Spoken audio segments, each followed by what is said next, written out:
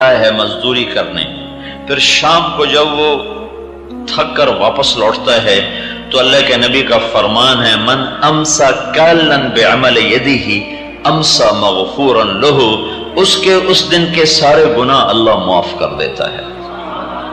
کبھی آپ نے سوچا کہ جب آپ شام کو یہاں سے تھک کے نکلتے ہیں تو آپ کے آج کے سارے گناہ معاف، یہ آپ کی اس مزدوری کا صلہ اللہ دے رہا ہے۔ یہ کیا دے رہے ہیں؟ چند ہزار، اور اللہ کیا دے رہا ہے؟ بخشش، مغفرت۔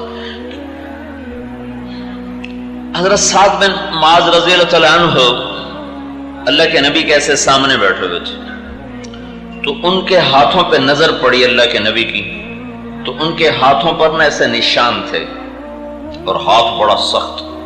تو آپ نے ان سے پوچھا سعد یہ کیا ہے؟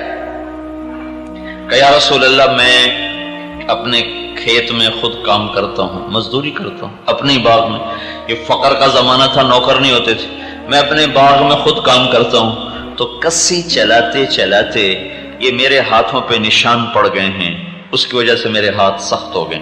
تو آپ نے سعد کا ہاتھ یوں پکڑا اور ایسے چوما، ہاتھ کو چوما اور یوں فرمایا کہ بچوں کو حلال حرام نہیں، جھوٹ نہیں، بددیانتی نہیں، بچوں کو حلال کھلاتے کھلاتے جو ہاتھ ایسے ہو جائے گا اس ہاتھ پہ دوزخ کی آگ حرام ہو جائے گی۔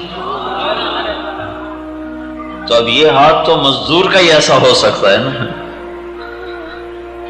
جو مشقت میں مشینوں کے ساتھ پھنس رہا ہے، کبھی دھاگے کے ساتھ پھنس رہا ہے، کبھی سلائی کے ساتھ پھنس رہا ہے، کبھی کسی اٹھا رہا ہے، تو وہ سارا دن اس کے ہاتھ میں حرکت حرکت حرکت۔ تو اللہ کے نبی کی خوشخبری ہے کہ جو بچوں کو حلال حلال حلال ہیں، یعنی جس میں جھوٹ نہیں، جس میں کھوٹ نہیں، جس میں خیانت نہیں، بددیانتی نہیں، جو بچوں کو حلال کھلاتے کھلاتے ہاتھ کا یہ حال بنا لے گا، اس پہ اللہ دوزخ کی آگ کو حرام کر دے گا۔ یہ روز آپ کی طرف آپ کے لیے اللہ کا تحفہ اور اللہ کا انعام ہے اور اللہ تعالیٰ کا صلہ ہے کہ حلال کمانے میں جب مسلمان تھکتا ہے۔ ایک اور حدیث مجھے یاد آئی کہ ایک روایت میں نے پڑھا کہ بعض گناہ ایسے ہیں جو نماز روزہ سے بھی معاف نہیں ہوتے، وہ حلال کمانے میں جو پسینہ بہتا ہے اس پہ معاف ہوتے ہیں، اور حلال کمائی میں جو تھکن ہوتی ہے اور تھکاوٹ ہوتی ہے اور پریشانی ہوتی ہے اس پر وہ گناہ اللہ تعالیٰ معاف فرماتا ہے۔ ایک بادشاہ نے بڑا گھر بنایا، بہت خوبصورت، پھر اس نے اپنی رعایا کو دعوت دی، آؤ دیکھو میرا محل کیسا ہے۔ تو لوگوں نے دیکھا، اس کی بڑی تعریف کی کہ بہت عالیشان ہے۔ دو آدمی چپ بیٹھے رہے، وہ کچھ نہیں بولے۔ بادشاہ نے کہا تم نہیں بولے؟ وہ کہنے لگے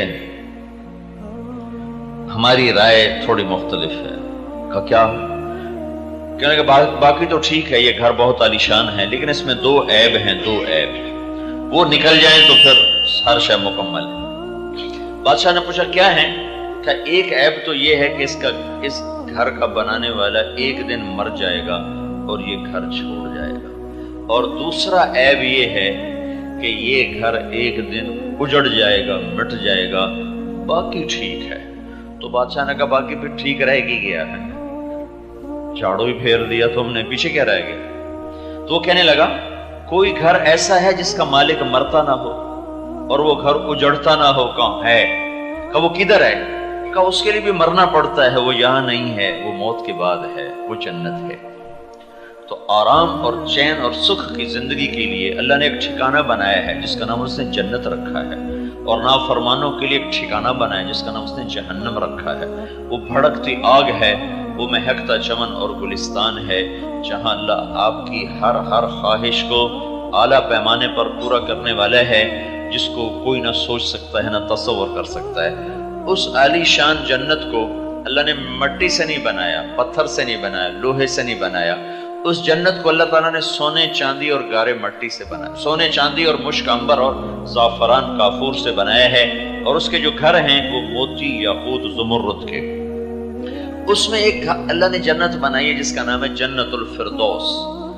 فردوس اللہ کے VIPs کی جنت ہے، اور عجب بات ہے کہ قیامت میں اللہ کے سارے VIP میں کوئی 99% غریب لوگ ہوں گے، اور کوئی 100 میں 1 مالدار ہوگا، ورنہ 99 100 میں 99 غریب لوگ اللہ کے VIP ہوں گے۔ ایک صحابی نے پوچھا یا رسول اللہ قیامت کے دن آپ کو کہاں ڈھونڈیں؟ تو آپ نے کہا میری امت کے غریبوں میں ڈھونڈنا، میں ان کے ساتھ کھڑا ہوں گا، مالداروں کے ساتھ نہیں، میں غریبوں کے ساتھ ہوں۔ اور ہمارے نبی نے غربت کا وہ معیار قائم کیا کہ میں پوری دنیا پھرا ہوں، میں نے کوئی غریب ایسا نہیں دیکھا جو اللہ کے نبی کے درجے کی غربت گزار کے دنیا سے گیا ہو یا گزار رہا ہو، کہ ہمارے نبی پر 4 دن گزر جاتے تھے، ایک لقمہ منہ میں نہیں جاتا تھا، ایک لقمہ۔ آپ باغ میں داخل ہوئے تو کھجوریں تھی گری پڑی، تو آپ کھجور اٹھا کے کھانے لگے، اور آپ کے ساتھ ایک صحابی ہیں عبداللہ بن عمر، تو آپ نے ان سے کہا عبداللہ تو نہیں کھاتا؟ کہا یا رسول اللہ مجھے بھوک نہیں۔ تو آپ نے فرمایا عبداللہ مجھے بھوک لگی ہے، آج 4تھا دن ہے میں نے کچھ نہیں کھایا، 4تھا دن ہے۔ تو پوری دنیا میں میں نے کوئی ایسا غریب نہیں دیکھا جو 4 دن کھانا نہ کھاتا ہو، جس کے گھر میں 4 دن چولہا نہ جلتا ہو، ایسا غریب دنیا میں کوئی نہیں دیکھا ہے۔ اور 2 مہینے گزر جاتے تھے اللہ کے نبی کے گھر میں چولہا نہیں جلتا تھا، اور فاقے سے رہتے تھے، اور پانی اور کھجور کھانا تھا۔ اور بعض اوقات ایسی نوبت آ جاتی تھی بھوک کی وجہ سے کہ آپ کی عادت نہیں تھی کہ جس گھر میں ہوتے تھے نا، آپ کی 9 بیویاں تھیں جن کے ساتھ آپ رہ رہے تھے، جس گھر میں ہوتے تھے وہیں کھانا کھاتے تھے، مل گیا ورنہ روزہ رکھ لیتے تھے۔ بعض اوقات ایسا ہوتا تھا کہ بھوک کی شدت میں آپ سارے گھروں میں پتہ کرواتے کہ پتہ کرو دوسری بیوی کے گھر میں کچھ مل جائے، تو کسی بیوی کے گھر سے ایک لقمہ نہیں ملتا تھا۔ اور یہ فقیری آپ کی اختیاری تھی، کوئی زبردستی نہیں تھی کہ ملا نہیں۔ ایک اسرافیل آیا اور آپ کے سامنے ایسے تھال رکھ کر کہا یا رسول اللہ یہ ساری دنیا کے خزانوں کی چابیاں ہیں، اگر آپ فرمائیں تو اللہ آپ کے لیے ساری دنیا کے پہاڑ سونا چاندی بنا دے گا، آپ کیا چاہتے ہیں، بادشاہت یا فقیری؟ کہا میں فقیری چاہتا ہوں، میں بادشاہت نہیں چاہتا۔ پھر آپ نے فرمایا جب میں جنت میں جاؤں گا نا تو سب سے پہلے میں جنت میں داخل ہوں گا، اور میری سواری کی لگام بلال کے ہاتھ میں ہوگی جو پکڑ کے میرے ساتھ داخل ہوگا، اور میرے دائیں بائیں میرے ساتھ میری امت کے غریب لوگ ہوں گے، مالدار بعد میں آئیں گے، اور غریب لوگ 500 سال پہلے جنت میں چلے جائیں گے، 500 سال جنت میں پہلے چلے جائیں گے، مالدار لوگ بعد میں داخل ہوں گے، اور میں تھوڑے مالدار ہوں گے جو جنت میں جانے والے ہوں گے، کیونکہ مال کی کثرت انسان کو بہت سی مصیبتوں میں پھنسا دیتی ہے اور بہت سی نافرمانیوں میں پھنسا دیتی ہے۔ حشر کے میدان میں کچھ لوگوں سے اللہ فرشتوں سے کہے گا حساب لو، وہ آئیں گے ان کے پاس کہ بھائی حساب دو، وہ کہیں گے کس بات کا؟ کہا جو اللہ نے دیا تھا، کہا ہمیں تو دیا ہی کچھ نہیں تھا، حساب کیا دیں؟ تو فرشتے آ کر اللہ سے کہیں گے یا اللہ، وہ یوں کہہ رہے ہیں ہاں حساب کس بات کا لیتا ہے، ہمارے پاس تھا کیا جس کا حساب لیتا ہے؟ تو اللہ تعالیٰ ان کو بلائے گا، ہاں بھائی میرے بندو کیا مسئلہ ہے؟ کہیں گے یا اللہ یہ تیرے فرشتے آئے تھے حساب لینے، تو ہم نے کہا ہمیں تو کچھ دیا نہیں تھا، مال تو غیروں کو دیا، ہم تو اپنے ترس کے گزار گئے۔ تو اس پر اللہ تعالیٰ فرمائے گا اما انی لم ازو عنکم الدنیا لحوان بکم علی، میرے بندو مجھے پتا تھا میں نے تمہیں دنیا نہیں دی، اس لیے نہیں کہ میرے پاس تھوڑی تھی، اس لیے نہیں کہ میں تم سے غافل تھا، اس لیے نہیں کہ تمہارا درجہ کوئی میری نظروں میں چھوٹا تھا، میں آج تمہیں مالداروں سے اور بڑے دنیا جنت والوں سے تمہیں عالی شان درجات دینا چاہتا تھا، اس لیے میں تمہیں دنیا سے بچا کے رکھتا چلا آیا۔ آج ساری جنت تمہاری ہے، جدھر قدم رکھو گے تمہاری ملک ہے، تمہارے حوالے ہے۔ تو وہ جو اوپر کی جنت الفردوس ہے، جہاں ایک مقام ہے، جو جنتیں ہیں نا، جیسے اب آپ ٹاپ فلور پر ہیں تو اس کے جو نیچے فلور ہیں تو اس کو جنت الفردوس سمجھو، باقی نیچے کی دوسری جنت ہیں۔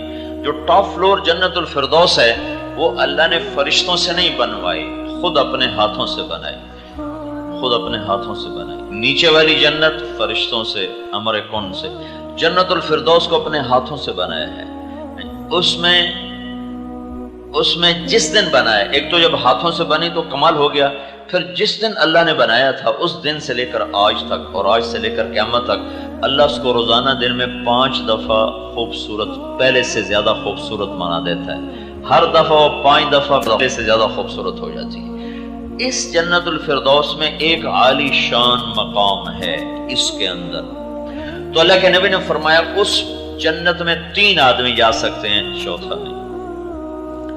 کون کا؟ ایک وہ जिसको अल्लाह ने हुकूमत दी और उसने अदल किया, जुल्म न किया। रिस्क दिया, ताकत दी, उसने अदल किया, जुल्म न किया। मालदारों के लिए भी रास्ता दिया है। मेरा नबी मालदारों का भी नबी था, गरीबों का भी था।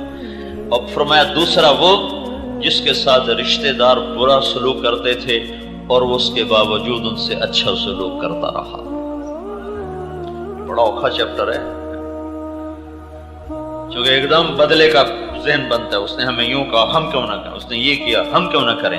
तो अल्लाह के नबी ने फरमाया जो ये नहीं करेगा और अपने रिश्तेदारों की हर ज्यादती के बदले में सब्र करके उनके साथ अच्छा सलूक करता रहेगा, तो दूसरा ये होगा जो जन्नत के इस मकाम पर पहुंचेगा। तीसरा दूसरा नहीं है, ये अच्छा सलूक ऐसी दौलत है। और तीसरा फरमाया वो जिसको मैंने थोड़ा रिस्क दिया और उसमें गुजारा कर रहा और गलत काम न किया, झूठ न बोला, बदयांती न की, खयानत न की, खूट मिलावट, जितने रास्ते हैं गलत कमाने के।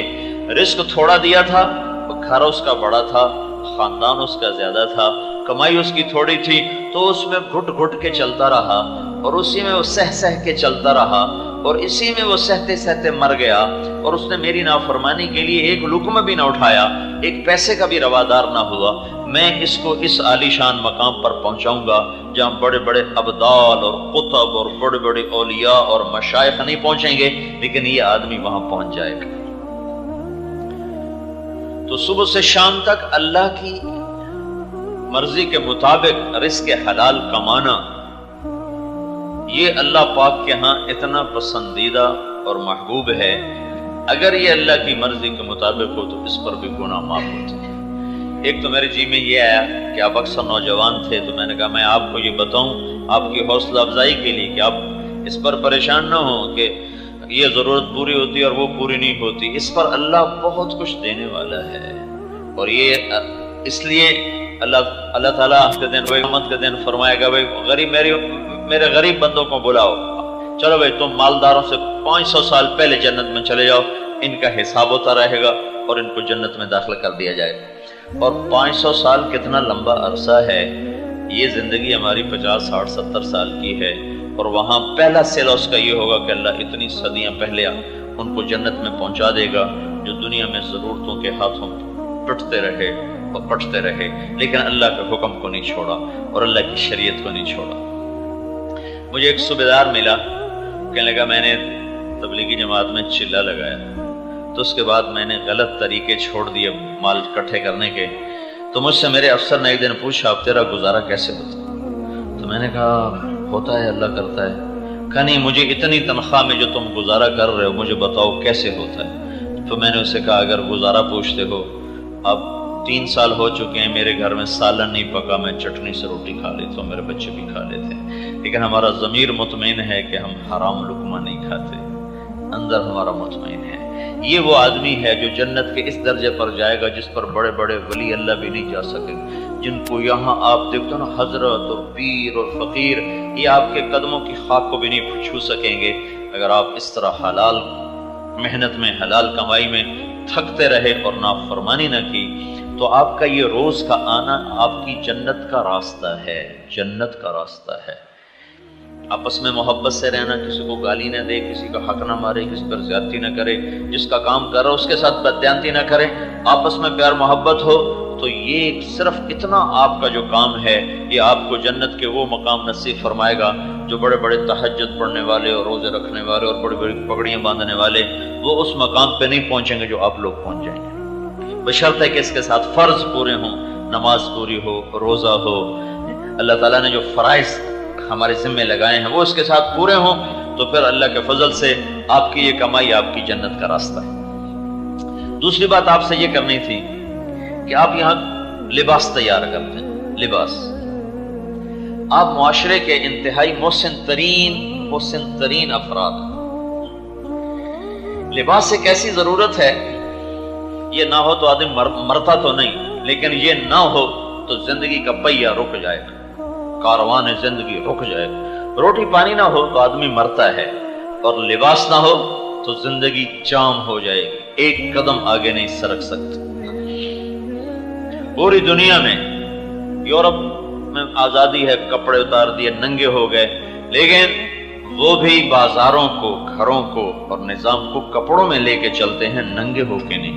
ننگا ہونا انسانیت کا سب سے بڑا عیب ہے اور ہے۔ تو آپ جو ہے نا لوگوں کے لیے لباس مہیا کر رہے ہو۔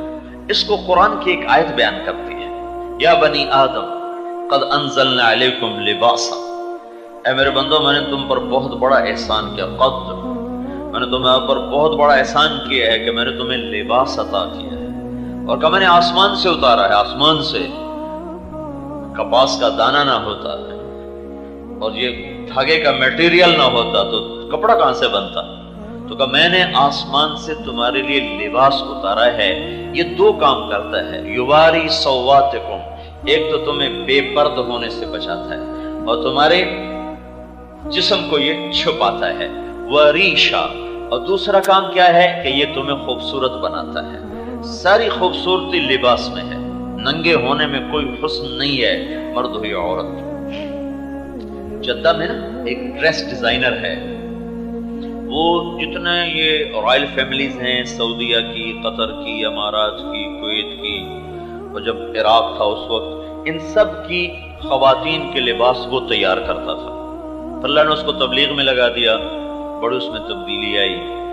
تو میں پچھلے حج میں نا اس کے گھر گیا ہوا تھا، تو اس نے مجھے رسالہ اٹھا کے دکھایا کہ وہ فیشن شو ہوا تھا پیرس میں فیشن شو ہوا تھا، ساری دنیا کی پارٹیز میں یہ اول آیا تھا، اول۔ تو اس نے مجھے وہ فوٹوز دکھائے، تو اس کے جتنے وہ لباس تھے نا، اور وہ جو فیشن شو میں شامل ہونے والی لڑکیاں، سارا جسم ڈھکا ہوا، صرف ہاتھ اور پاؤں ننگے تھے، باقی سارا جسم ڈھکا ہوا تھا۔ اور باقی جتنے وہ آئے ہوئے تھے، پیٹ ننگا، کمر ننگی، سینہ ننگا، ٹانگیں ننگی، بازو ننگے، اس قسم کے لباس تھے۔ اور اس کے جتنے اس میں ڈیزائن آئے لباس کے، اور اس کو وہ چلی لڑکیاں اس کو پہن کر، وہ صرف چہرہ اور ہاتھ اور پاؤں ننگے، باقی سارا وجود ڈھکا ہوا۔ تو یورپ کی ننگی قوم نے اس کو اول انعام دیا تھا کہ انسان کی خوبصورتی ننگے ہونے میں نہیں ہے، لباس میں۔ اور جو ننگے رہنے کی دعوت دے رہے ہیں، انہوں نے ان کو فرسٹ قرار دیا اور اس کو پرائز دیا اور اس کو ٹرافی دی گئی، یہ جدے والا فرسٹ آیا ہے۔ انسان کی زینت ننگے ہونے میں نہیں ہے، کپڑے میں۔ تو اللہ تعالیٰ کہہ رہا ہے میں نے تمہیں لباس دیا ہے، یہ تمہارے لیے دو کام کرتا ہے، ایک تو تمہارے جسم کو چھپاتا ہے، دوسرا یہ تمہیں زینت اور خوبصورتی دیتا ہے۔ تو یہ میری تمہارے اوپر بہت بڑی نعمت ہے۔ اس لحاظ سے درزی معاشرے کا اہم ترین فرد ہے، اہم ترین۔ درزی نہ ہو تو میں ایسے کھڑا نہیں ہو سکتا تھا اور آپ یوں بیٹھ نہیں سکتے تھے۔ درزی نہ ہو تو سارا گھر، سارا بازار جام ہو کے رہ جائے گا۔ اس سے اگلی بات ہے اور اللہ نے بڑی عجب کہی ہے۔ اچھا، لباس کی ضرورت سب کو پتا ہے کہ اس کے بغیر تو چھوٹا بچے کو کہو اسکول چلے جاؤ، اس کو صرف جینگیا پہنا دو، کہے گا میں نہیں جاتا۔ چھوٹا سا صرف اس کو چلو جینگیا پہنا دو، بالکل ننگا نہ کرو، جینگیا پہنا، چلو بیٹا اسکول کا، نہیں میں نہیں جاتا، میری یونیفارم دو، کدھر ہے؟ یعنی کپڑا کتنا ضروری ہے، اس کے لیے کسی کو سمجھانے کی ضرورت نہیں ہے، اس کے لیے کسی دلیل کی ضرورت نہیں ہے۔ صرف ایک آدمی ہے معاشرے کا جو کپڑا ضروری نہیں سمجھے، وہ پاگل ہے۔ جو پاگل، وہ خود ہی اپنے کپڑے اتار لیتا ہے تو وہ پتہ چلتا ہے کہ بیچارہ یہ پاگل ہے، دیوانہ ہے۔ تو لباس اتنی اہم ضرورت ہے کہ اس کے لیے ہمیں کسی دلیل کے قائم کرنے کی ضرورت نہیں ہے۔ ہمارے گھر کا 2.5 سال کا بچہ بھی اسکول جانے سے کہ مجھے کپڑے دو، میری یونیفارم دو، میں اس کے بغیر نہیں جاتا ہوں۔ لیکن جو اگلی بات اللہ کہہ رہا ہے وہ ان بڑوں کو سمجھ میں نہیں آتی، تو اللہ نے پہلے ایک بات سمجھائی جو سب کو معلوم ہے، اس کے ساتھ دوسری بات کو جوڑا تاکہ وہ بھی ہماری سمجھ میں آئے۔ تو اس کے بعد اللہ تعالیٰ یوں کہتا ہے، یا بنی آدم، اے آدم کی اولاد، قد انزلنا علیکم لباسا، میں نے تمہیں یہ لباس عطا کیا ہے، یہ میں نے دیا ہے کہ تمہیں عقل دی، تمہیں سلیقہ دیا، تمہیں مشینیں بنانے کا طریقہ دیا، پھر تمہارے لیے دھاگا بنایا، تمہارے لیے کپاس بنائی، تو میں نے دیا ہے۔ اس کے 2 کام ہیں، تمہارے جو واری سواتکم، تمہارے بدن کو چھپاتا، واریشا تمہیں خوبصورت بناتا ہے۔ پھر اگلی بات، وَلِبَاسُ التَّقْوَىٰ ذَلِكَ خَيْرٌ، میرے بندو ایک لباس اور بھی ہے، ایک لباس اور بھی ہے جس کا تمہیں پتہ کوئی نہیں ہے، وہ ہے تقوی کا لباس، وَلِبَاسُ التَّقْوَى۔ تقوی کیا ہے؟ اللہ کی اطاعت، اللہ اس کے رسول کی اطاعت، اس کا نام تقوی ہے۔ تو اللہ تعالیٰ نے کہا میرے بندو ایک لباس اور ہے، وَلِبَاسُ التَّقْوَى ذَلِكَ خیر، وہ بڑا عالی شان لباس ہے، وہ بہت بہترین لباس ہے۔ تو وہ کون پہنے گا؟ دو لباس قرآن نے ذکر کیے، ایک دھاگے کا بنا ہوا اور ایک ایمان کا بنا ہوا۔ ایک کا تانا بانا دھاگا ہے اور ایک کا تانا بانا اللہ اس کے رسول پر ایمان ہے۔ تو جب دو لباس ہیں تو ایک لباس تو بدن کے لیے آیا، دوسرا لباس روح کے لیے آیا۔ میرے بھائیو، جیسے ننگے بدن اگر انسان ہو جائے تو کاروان زندگی رک جائے گا، اسی طرح اللہ کی قسم اگر روحیں ننگی ہو گئیں تو ایمان کا کاروان رک جائے گا اور جنت کی طرف جانے والا سفر یہ رک جائے گا، اور ایمانی کاروان زندگی معطل ہو جائے گا، فل سٹاپ لگ جائے گا۔ اور جیسے ننگا آدمی ایک دوسرے کے سامنے نہیں آ سکتا، ننگی روح قیامت کے دن اللہ کے سامنے پیش نہیں ہو سکے گی۔ تو تقوی، لباس التقوی، لباس التقوی ہے۔ اے میرے بندو، ایک اور شلوار ہے، ایک اور قمیض اور ایک اور ٹراؤزر ہے، وہ کیا ہے؟ وہ تقوی کا ہے۔ وہ کہاں پہنیں گے؟ کہ وہ تمہاری روح پہنے گی۔ روح ہمیں تو نظر نہیں آتی، کب مجھے نظر آتی ہے کہ تم اس لباس میں رہ کر بھی ننگے ہو کہ اللہ تو ہمارے اندر کو بھی دیکھتا ہے، باہر کو بھی دیکھتا ہے۔ الا انہم یفنون صدورہم لیستخفوا منہ الا حین یستغشون ثیابہم یعلم ما یسرون وما یعلنون۔ تم کتنی مرضی چادریں اوپر لے لو، میں تو تمہارے بدن کو دیکھتا ہوں، تمہارے اندر کی غلاستوں کو دیکھتا ہوں۔ تم اس لباس سے اللہ سے نہیں چھپ سکتے ہو۔ ہاں، ایک لباس تم پہن لو، دوسرا تقوی والا، ایمان والا، اللہ کے نبی کی اطاعت والا، غلامی والا۔ وہ کہاں تیار ہوتا ہے؟ وہ میرے نبی کی فیکٹری میں تیار ہوتا ہے۔ اس کے لیے وہاں مشینیں لگی ہوئی ہیں، اس کے لیے وہاں دھاگا بنتا ہے، اس کے لیے وہاں میٹیریل تیار ہوتا ہے۔ پھر اسے کون پہنتا ہے؟ اسے روح پہنتی ہے۔ جب روح پہنتی ہے تو جیسے تم لباس پہن کر ایک دوسرے کی نظروں میں جچ جاتے ہو، ایسے جب تم تقوی کا لباس اپنی روحوں کو پہناؤ گے تو تم اللہ کی نظروں میں جچ جاؤ گے۔ اللہ تمہیں محبوب بنا لے گا، اللہ تمہیں پیارا بنا لے گا، اللہ تمہیں اپنا بنا لے گا۔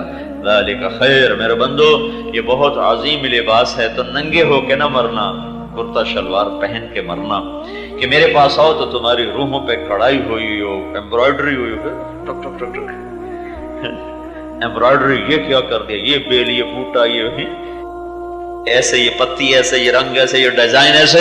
تو میرا اللہ کہتا ہے اپنی روح پر یہ ڈیزائننگ کر کے آؤ، میں تمہیں بہت پسند کروں گا، تم مجھے بڑے اچھے لگو گے، مجھے بڑے پیارے لگو گے۔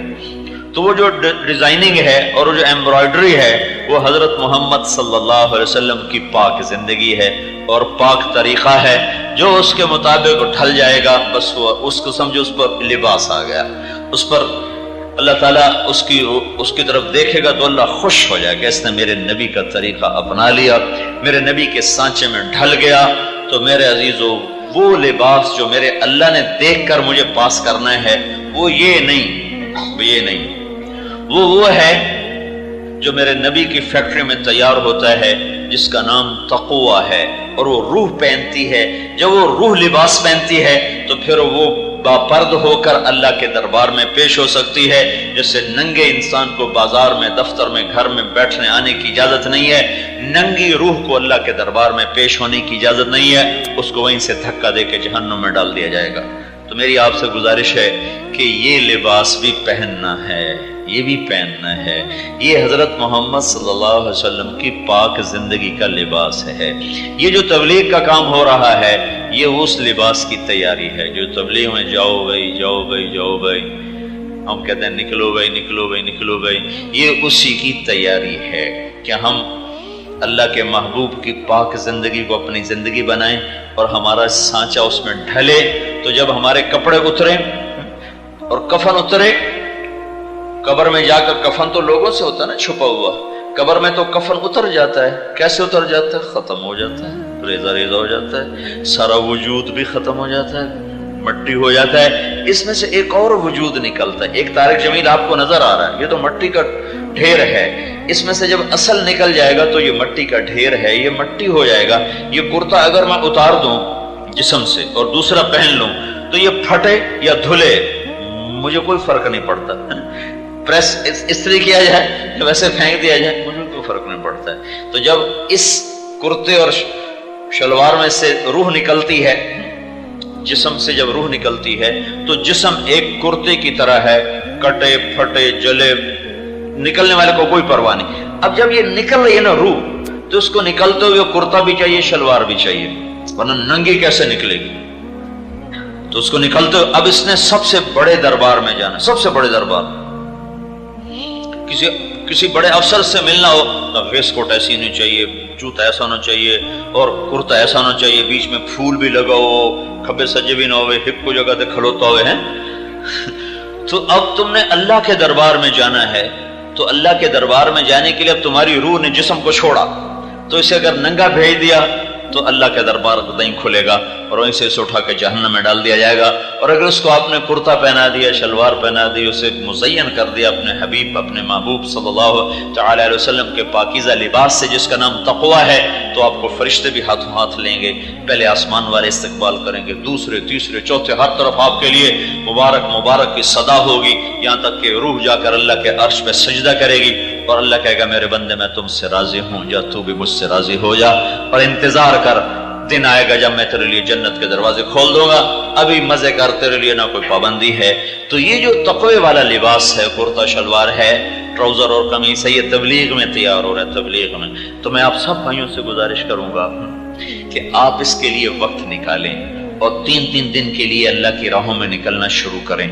پھر جب آپ کو ہمت ہو جائے تو 40 دن کے لیے نکلنا, 4 مہینے کے لیے نکلنا, لیکن 3 دن کا جانا نہ چھوڑو. 3 دن تبلیغ میں جاؤ تو آپ کا تانا بانا بننا شروع ہو جائے گا اور آپ کا لباس تیار ہو جائے گا. اور اپنی روزمرہ زندگی میں ایک نماز نہ چھوڑیں, ذکر و تلاوت نہ چھوڑیں, زبان سے کسی کو گالی نہ دیں, کسی کی برائی نہ بیان کریں, کسی کی برائی نہ سنیں, اور یہاں کام کے دوران دیانتداری سے کام کریں. حلال رزق کبھی ضائع نہیں ہوتا اور حرام رزق کبھی محفوظ نہیں رہتا. حلال کمانے والوں کے گھر میں کبھی خزاں نہیں آتی اور حرام کھانے والوں کے گھر میں کبھی خوشی اور بہار نہیں آتی. یہی میرے رب کا فیصلہ ہے اور اسی کے ہاتھ میں کائنات کی بادشاہی ہے. یہ ایک غلط ذہن ہے کہ پیسہ آئے گا تو ہم خوشحال ہو جائیں گے. اللہ کی قسم یہ بہت بڑا جھوٹ ہے. اللہ راضی ہوگا تو ہم خوشحال ہو جائیں گے. تو آپ سارے بھائی اس کی نیت کرو, اپنے آپ کو اس کے لیے تیار کرو کہ ہم نے ایک اور لباس بھی پہننا ہے کہ جب ہم اللہ کے دربار میں جا رہے ہوں تو ہم فٹ فاٹ ہوں, ویسٹ کوٹ بھی ہو, کرتا بھی ہو, شلوار بھی ہو, پریس بھی ہوا ہو, خوشبو بھی لگی ہوئی ہو, تو اللہ بھی کہے واہ واہ بڑا اچھا بندہ آ گیا, میرا بڑا اچھا بندہ آ گیا, چلو اس کو فل پروٹوکول دو. تو اس کی سارے بھائی نیت کرو, ارادے کرو, ٹھیک ہے نا. تو انشاءاللہ تبلیغ میں وقت لگاؤ گے نا. اور یہاں فیکٹری کی پابندی سے نماز نہ پڑھو, اللہ کا حکم سمجھ کے نماز پڑھو. اور ان کے اوپر جو تمہارے باسز ہیں ان کی چیک بیلنس سے دیانتداری سے کام نہ کرو, بلکہ اللہ کا کو اپنے سامنے حاضر ناظر رکھ کے دیانتداری سے کام کرو. تو میں نے آپ کو کتنے فضائل سنائے ہیں کہ اگر آپ شام کو جب گھر لوٹیں گے تو آپ کے گناہ معاف ہوں گے اور آپ کے کھاتے کھلے ہوں گے کہ اللہ آپ کو معاف کر چکا ہوگا. ٹھیک ہے نا بھائی. اللهم لك الحمد كما أنت أهله فصل على محمد كما أنت أهله وافعل بنا ما أنت أهله إنك أهل التقوى وأهل المغفرة. ربنا آتنا في الدنيا حسنة وفي الآخرة حسنة وقنا عذاب النار. اللهم وفقنا لما تحب وترضى واجعل آخرتنا خيرا من الأولى. یا اللہ ان سب بھائیوں کو قبول فرما, ہم سب کو قبول فرما. ان کی محنت, ان کی زندگی میں برکت عطا فرما, انہیں کشادگیاں عطا فرما, ان کی روحوں کو بھی مزین فرما, ان کے جسموں کو بھی مزین فرما. دنیا بھی آسان فرما اور آخرت بھی آسان فرما. یا اللہ اس رزق کے حلال کمانے والا بنا, صحیح محنت کرنے والا بنا. اور زندگی یا اللہ ایسی گزروا دے کہ تو راضی ہو جائے, تو راضی ہو جائے. جو کام تجھے ناپسند ہیں تو نے روکا ہے وہ ہمیں چھوڑنے کی توفیق دے دے. جو تجھے پسند ہیں اور تو نے ان کے کرنے کا کہا ہے ان کے کرنے کی توفیق دے دے. ان کے مال جان عزت آبرو میں برکت دے دے. دنیا اور آخرت کی ہر خیر عطا فرما، اور دنیا اور آخرت کے ہر شر سے محفوظ فرما۔ جن کے گھروں میں کوئی بیماریاں ہیں شفا عطا فرما، تنگ دستیاں اور قرضے ہیں تو دور فرما، کوئی آپس کی لڑائیاں اور جھگڑے ہیں تو انہیں صلح میں تبدیل فرما، کوئی بے برکتی ہے تو اسے برکت میں تبدیل فرما۔ یا اللہ کوئی چھپی ہوئی حاجات ہیں جو صرف تجھے سنا سکتے ہیں اور کسی کو بھی نہیں بتا سکتے سنا سکتے، تو میرے مولا اپنے غیب سے ان کی وہ حاجات اپنے خزانوں سے پوری فرما، اپنے خزانوں کے دروازے ان کے لیے کھول دے، اپنی رحمت کے دروازے ان کے لیے کھول دے، اپنی مادی نعمتیں روحانی نعمتیں دونوں کے خزانے ان بھائیوں کے لیے کھول دے، اور ہم سب سے راضی ہو جا، اور ہمیں جنت الفردوس میں سب کو اکٹھا فرما۔ وَنَسْأَلُكَ خَيْرَ الدُّنْيَا وَالْآخِرَةِ يَا أَرْحَمَ الرَّاحِمِينَ آمین۔ آپ کے سامنے میرے نبی گھر میں داخل ہوئے بیٹی کے، تو دیکھا آپ ذرا غمگین بیٹھی ہیں، تو آپ نے پوچھا بیٹی کیا ہوا؟ کہ جی میرا اور علی کا جھگڑا ہو گیا۔ تو آپ نے فرمایا علی کدھر ہے؟ کہا جی باہر نکل گئے۔ تو اب یہ نہیں آپ نے کہا کہ میں تو سسر ہوں، میں کیسے کہوں میں اپنے داماد کو ڈھونڈوں، آپ خود ڈھونڈنے نکلے، کسی سے نہیں کہا کہ جاؤ علی کو بلاؤ۔ جب گئے تو وہ مسجد میں لیٹے ہوئے تھے اور کمر پہ مٹی لگی تھی، تو آپ نے پیار سے کہا ابو تراب اٹھو۔ یہ ٹائٹل آپ کو ہمارے نبی نے دیا، ابو تراب اٹھو۔ ان کو اٹھایا، کچھ نہیں کہا، ساتھ لائے اور گھر میں آ گئے۔ کچھ نہیں پوچھا کیا جھگڑا تھا، کیا لڑائی تھی۔ ہماری طرف دیہاتوں میں پنچایتیں ہوتی ہیں نا جھگڑے، تو وہ پوچھنے والے ہور لڑا کے کم ہور بخا دیں۔ ہاں بھئی تو کی آکھیا، ہاں بھئی تو کی آکھیا ہو سکا ہے تو میں آکھیا نہیں ہو سکا، تو آکھیا ہو سکا ہے تو میں آکھیا نہیں ہو سکا، تو آکھیا بھئی تھی لڑائی ہو کہ صلح دی بجائے ہو لڑائی ہو جانا۔ میں قربان جاؤں، میرے نبی تشریف لائے اور آپ نے ایک لفظ نہیں بولا، اور آ کر آپ ایسے نا لیٹ گئے، زمین پر لیٹ گئے، زمین پر۔ ادھر حضرت علی کو لٹایا، ادھر حضرت فاطمہ کو لٹایا۔ اب مجھے دیکھنا، یہ ہاتھ علی کا پکڑ کے یہاں رکھا، ادھر سے بیٹی کا ہاتھ پکڑ کے یہاں رکھا علی کے ہاتھ پر، یہ دیکھ رہے ہو، اوپر آپ نے اپنا ہاتھ رکھا۔ اب یہ علی کا ہاتھ، یہ فاطمہ کا ہاتھ، یہ میرے نبی کا، اور کہا تم دونوں بولو ہماری صلح ہو گئی۔ کچھ نہیں پوچھا کیا ہوا، بکا تم کو ہماری صلح ہو گئی۔ تو دونوں نے کہا یہ ہماری صلح ہو گئی۔ تو آپ اتنے خوش نکلے کہ صحابہ بھی آپ کے چہرے کی خوشی کو دیکھ کر پوچھنے لگے یا رسول اللہ آپ تو بڑے خوش نظر آ رہے ہیں۔ تو آپ نے فرمایا میں علی و فاطمہ کی صلح کرا کے آ رہا ہوں۔ تو اس سے اونچا گھر اور کہاں سے میں دکھاؤں آپ کو؟ یہ بات میں کیا سناؤں آپ کو؟ آپ نے حضرت عائشہ سے فرمایا عائشہ سنو، دھیان سے سنو، اظہار محبت، اظہار محبت۔ آپ نے کہا عائشہ مجھے جب سے پتہ چلا ہے کہ تو جنت میں میری بیوی ہے، مجھے موت ہی اچھی لگنے لگ گئی۔ اور عربوں کے ماحول میں، عرب کے ماحول میں کوئی یہ کہتا مجھے بیوی سے عشق ہے تو عیب سمجھتے تھے، اور کوئی کہتا میری محبوبہ ایسی تو کہتے واہ واہ، یہ عرب کا ماحول تھا۔ جیسے یہاں گرل فرینڈ کا بوائے فرینڈ کا چل گیا ہے، اللہ ہمارے بچوں کو پاک دامنی نصیب فرمائے۔ تو عرب اس میں نا کوئی نہیں جھجکتے تھے، کھلم کھلا۔ وَهَلْ تَبْكِينَ، اپنے لیلا مجنوں کا نام تو سنا ہوا ہے، یہ صحیح لوگ ہیں، ساڑھے ہیر رانجے تو سارے کوڑے کسے ہیں۔ وَهَلْ تَبْكِينَ لَيْلَا إِذَا مِتُّ قَبْلَهَا وَقَامَ عَلَى قَبْرٍ نِسَاءٌ النَّوَائِحُ كَمَا لَوْ أَصَابَ الْمَوْتُ لَيْلَا بَكَيْتُهَا وَجَادَ لَهَا دَمْعٌ مِنَ الْعَيْنِ صَافِحُ۔ میں نے 2 شعر پڑھے، ہر شعر میں وہ لیلا کا نام لے رہا ہے، لیلا کا نام لے رہا ہے۔ یہ کلچر تھا عرب کا کہ معشوقہ سے محبت کا اظہار فخر، اور بیوی سے محبت کا اظہار اور تو رن مرید ہو گیا، تو زن مرید ہو گیا۔ یہ ماحول سمجھ میں آ گیا؟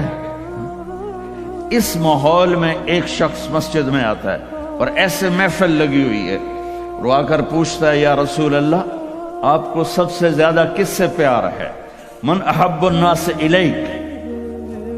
تو آپ نے اس کے کان میں نہیں کہا ہو رہا تھا، آپ نے زور سے فرمایا عائشہ سے، اللہ وہ تو ہل گیا. آپ نے کہا عائشہ سے، اس کو تو توقع نہیں تھی. تو گھبرا کے کہنے لگا یا رسول اللہ میرا یہ مطلب نہیں تھا، میرا مطلب تھا مردوں میں کس سے زیادہ پیار ہے. تو وہ آپ نے کہنا تھا ابو بکر سے، تو آپ نے ابو بکر نہیں کہا، آپ نے کہا عائشہ کے ابا سے. اس عائشہ کا نام دوبارہ لیا. انہوں تھوڑا جا پانی پیوا مناسب. اپنے گھروں کو آباد کرو محبت کے بول سے، محبت کے رویوں سے، محبت کی باتوں سے درگزر کرو، برداشت کرو. یہ میرے نبی نے زندگی سکھائی ہے. حضرت عمر کا فرمان ہے ما اکرمہن الا الکریم وما اہانہن الا اللئیم. بیوی کو وہ عزت دیتا ہے جو شرافت والا ہوتا ہے، اور بیوی کو وہ ذلیل کرتا ہے جو کمینہ ہوتا ہے. اتنا سخت لفظ کہیں نہیں استعمال ہوا کہ کمینہ آدمی بیوی کو ذلیل کرتا ہے اور شریف آدمی بیوی کو عزت دیتا ہے. تو میرے بھائی بہنوں، اللہ کے واسطے میری فریاد سنو. تمہارے گھروں کی خوبصورتی میرے نبی کی غلامی میں ہے. یہ ڈبل جابیں چھوڑو، یہ بڑے بڑے گھروں کی دوڑ چھوڑو، بڑی بڑی گاڑیوں کی دوڑ چھوڑو. اپنے گھروں کو بچاؤ اللہ کے واسطے، کیونکہ یہاں کی نسل خطرے میں ہے. پاکستان میں کوئی برے سے برا بچہ بھی ہوگا تو ایتھیسٹ نہیں بنے گا، اسلام نہیں چھوڑے گا. یہاں اسلام چھوڑ دیتے ہیں.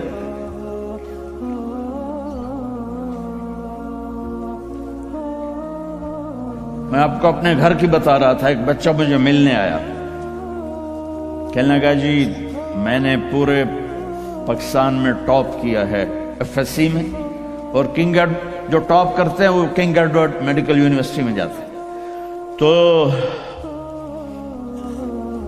2 دفعہ میں خودکشی کی کوشش کر چکا ہوں، پلز کھائیں، گولیاں، لیکن وہ زندگی تھی بچ گیا. میں نے کہا بیٹا تو چھوٹا سا ہے، تو نے یہ خودکشی کی کیوں یہ تو نے قدم اٹھایا؟ کہا جی میرے امی اور ابو اتنا لڑتے ہیں کہ ڈسہارٹڈ ہو کر میں 2 دفعہ خودکشی کی کوشش کر چکا. ماں اور باپ کی لڑائی نے اتنے بریلینٹ قابل بچے کو مرنے پر مجبور کر دیا. کوئی بھوک نہیں تھی، سوکھے تھے، اچھے خوشحال گھرانہ تھا، لیکن خامد بھی بد زبان، بیوی بھی بد زبان، تو بچے خودکشی پہ آ گئے. بھائیو اگر آپ اپنے آپ کو خوبصورت بنانا چاہتے ہو، دیکھو میں ہاتھ جوڑتا ہوں، سب دیکھو اس زبان پہ قابو پا لو. یہ زبان خوبصورت ہو گئی، دل جڑ جائیں. بہ گئی بیمہ فتوے نہ ٹھوک دو.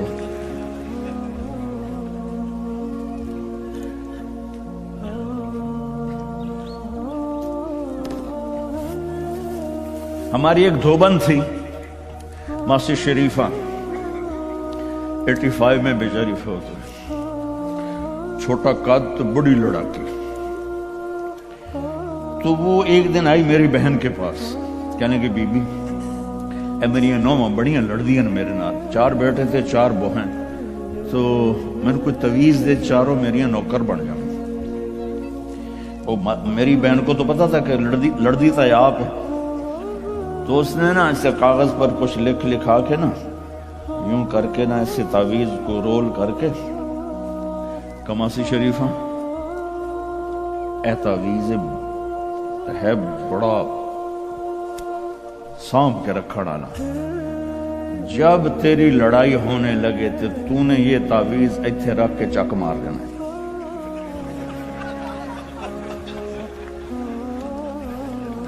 میری بہن نے کیا طریقہ استعمال کیا، ماسی شریفہ کو چپ کروایا. اب تعویذوں کا بڑا مانتے ہیں ہمارے دیہاتوں میں. تو وہ ہفتے بعد آ گئی، کہنے کہ بی بی تو تو بڑا چنگا تعویذ دیتا ہے، میری تو ساری لڑائی ختم ہو گئی کیونکہ ماسی شریفہ چپ ہو گئی. تو میں نے یہ 2 تعویذ بنائے ہیں، ایک آپ مستورات لے لو، ایک آپ لے لو. جب لڑائی ہو تو چک مار کے بہ گئے کرو، آپ کی لڑائی ختم ہو جائے گی. ہائے ارے میرے بھائی، قربان جاؤں اہل بیت کے اخلاق پر. امام زین العابدین کو گالی دینا نبی کو گالی دینا ہے. حضرت حسین جن سے نسل چلی، ان کو ایک آدمی جی پہ لاؤ، میرا سر میرا ساتھ نہیں دے رہا، میں تفصیل ویسے بھی نہیں ہو سکتی، اشارہ کر رہا، اپنے نبی کی زندگی پڑھو، اپنے نبی کی زندگی پڑھو کہ آپ نے اپنے گھر کو کیسے چلایا، کس طرح آپ نے 11 گھروں کو نبھایا، 2 مہینے چولہا نہیں جلتا تھا اور بیویاں قربان ہو رہی ہیں، یہاں سب کچھ دے کر پھر بھی لڑائیاں ہیں، بچے برباد ہو رہے ہیں، نسلیں برباد ہو رہی، چھوٹی چھوٹی باتوں پر اڑ کر۔ ہمارے استاد صاحب تھے مولانا جمشید صاحب، وہ ہمیں بہت زیادہ سبق میں فرماتے تھے، جو ہار مان جائے گا وہی جیت جائے گا، ہار مان جایا کر، جھک جاؤ، جھک جانے، میرے نبی نے فرمایا جو جھک گیا اور معاف کر گیا، میں گارنٹر ہوں اگر اس کی عزت کم ہو تو مجھ سے آ کے لے لے، جو معاف کرے گا اللہ اس کی عزت بڑھا دے گا، جو بدلہ لینے پہ آئے گا پورے گھر کو توڑ کے رکھ دے گا۔ یہ چند روزہ زندگی ہے، میرے نبی کی 2 سنتیں لے لو، ایک زبان پہ قابو، یہ اس زبان پہ قابو پالو، اس زبان پہ قابو پالو، اس زبان پہ قابو پالو، تو آپ کے گھروں کے 90% مسائل ختم ہو جائیں گے۔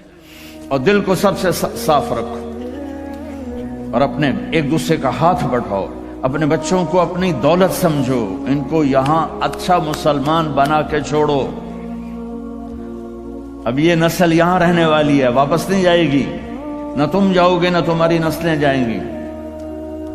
ایک پٹھان کوئی بیٹھا ہو تو پہلے معافی مانگتا ہوں، تو ایک پٹھان کا خرگوش گم ہو گیا، تو لوگوں نے افسوس کیا کہ خان جی آپ کا تو خرگوش گم ہو گیا، تو وہ کہنے لگا ارے بھائی غم نہ کرو، ہم نے اس کو نسوار کھلایا ہوا ہے، جب نشہ ٹوٹے گا ہمارے پاس ہی آئے گا۔ تو تمہیں آسٹریلیا کی نسوار لگی ہے، تم پاکستان واپس جاؤ گے؟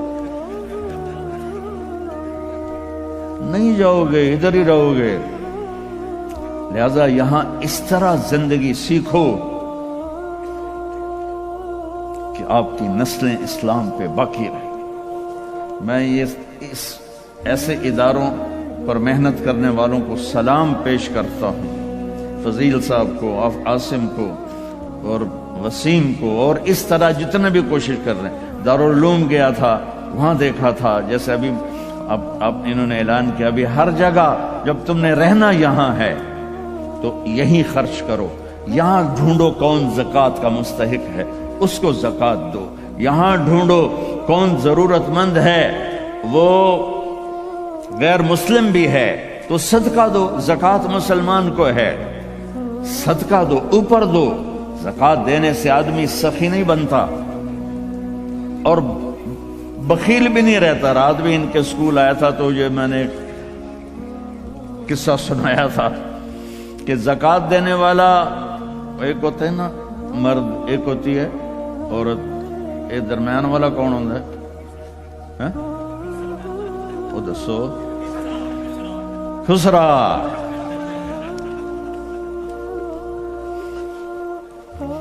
تو زکوٰۃ دینے والے جو ہوتے ہیں نا وہ بخل سے نکل آتے ہیں، سخاوت میں جاتے نہیں تو وچکارلے بڑھ جاتے ہیں۔ تو صدقہ بھی دیا کرو۔ خسرو پرویز ایران کے بادشاہ کے پاس ایک آدمی مچھلی لایا، اس کو بڑی پسند آئی تو اس نے شاہی جوش میں کہا 4000 درہم دے دو۔ بہت بڑی دولت تھی، جسے $4000 سمجھو ایک مچھلی۔ تو اس کی بیگم نے اس کے کان میں کہا یہ کیا کیا ہے؟ دربار تھا، تو 4000 تم ایک مچھلی پہ دے رہے ہو تو خزانہ خالی ہو جائے گا، واپس لو اس سے پیسے اور مچھلی واپس کرو۔ انہوں نے کہا میں بادشاہ ہو کر پیسے کیسے واپس لوں، یہ تو ہو ہی نہیں سکتا۔ انہوں نے کہا میں بتاتی ہوں، تم اس کو بلا کے پوچھو بھائی یہ مچھلی کیا ہے، نر ہے یا مادہ؟ وہ کہے گا نر ہے، تم کہنا ہمیں مادہ چاہیے تھی، یہ تمہاری مچھلی، ہمارے پیسے دو۔ اگر وہ کہے یہ مادہ ہے تو تم کہنا بھی ہمیں نر چاہیے تھا، یہ تمہاری مچھلی، ہمیں پیسے دو۔ ہاں ہاں ہاں، کب ہے اس کو بلاؤ بلاؤ بلاؤ بلاؤ۔ وہ باہر نکل گیا تھا، اس کو بلا لی۔ او بھائی یہ مچھلی نر ہے یا مادہ؟ وہ کوئی پیو دا پتر اسے کہ صحیح ہے ہی جڑا ہے۔ یہ نہ نر ہے نہ مادہ. انہوں نے کہا 4000 اور دے دو. تو میرے بھائیوں، آسٹریلیا، اگر آپ کے پاس پاسپورٹ ہے تو یہ آپ کا ملک ہے، یہ آپ کا دیش ہے. میں آپ کے سامنے ہاتھ جوڑتا ہوں، اسلام پہ حرف نہ آنے دو، جھوٹ نہ بولو، دھوکہ نہ دو، فراڈ نہ کرو. یہاں کی لڑکیوں سے اس لیے شادی نہ کرو کہ کاغذات بنانے ہیں، یہ دھوکہ ہوگا، فراڈ ہوگا. اور میرے نبی کا فرمان ہے، میرا امتی ہر گناہ کر سکتا ہے، دو کبھی نہیں کرے گا، ایک جھوٹ کبھی نہیں بولے گا اور ایک دھوکہ کبھی نہیں دے گا. آپ میں جو تاجر بیٹھے ہوئے ہیں، ٹیکس نہ بچاؤ. جو جابین ہیں ان کا ٹیکس تو اپنے آپ کٹ جاتا ہے، لیکن یہ جو تاجر ہیں یہ ہیرا پھیری کر کے ٹیکس بچاتے ہیں. تو میں آپ کے سامنے ہاتھ جوڑتا ہوں، سچائی پر پیسہ قربان کر دو، پیسے پر سچائی کو قربان نہ کر دو. اگر تمہارا کمائی 1 لاکھ ہے تو 1 لاکھ شو کرو اور اس کو جتنا ٹیکس بنتا ہے ادا کرو. اللہ تمہیں پتہ نہیں کہاں کہاں سے دے گا. دیکھو یہ لوگ آپ پہ لگاتے ہیں، آپ پر خرچ کرتے ہیں، آپ کا ہر سہولت کا خیال کرتے ہیں. آپ اسلامی ملکوں میں 50 سال بھی گزار دو تو آپ کو پاسپورٹ نہیں دیتے. آپ 4 سال گزارتے ہو آپ کو پاسپورٹ دیتے ہیں، آپ کو برابر حقوق دیتے ہیں. آپ ان کو دھوکہ دو. کسی کو بھی دھوکہ دینا حرام ہے، اور جو اتنے خیر خواہ ہوں ان کو آپ دھوکہ دیں اور ٹیکس بچائیں. کیا کرو؟ شادی پہ لٹا دیتے ہیں، شرابوں پہ لٹا دیتے ہیں. رزق حلال، شرابیں نہ بیچو، رزق حلال کماؤ. اللہ سے مانگو کہ اللہ میں توبہ کرتا ہوں، میرے لیے راستہ نکال، اور پھر اس کی کوشش کرو، اللہ راستہ دے دے.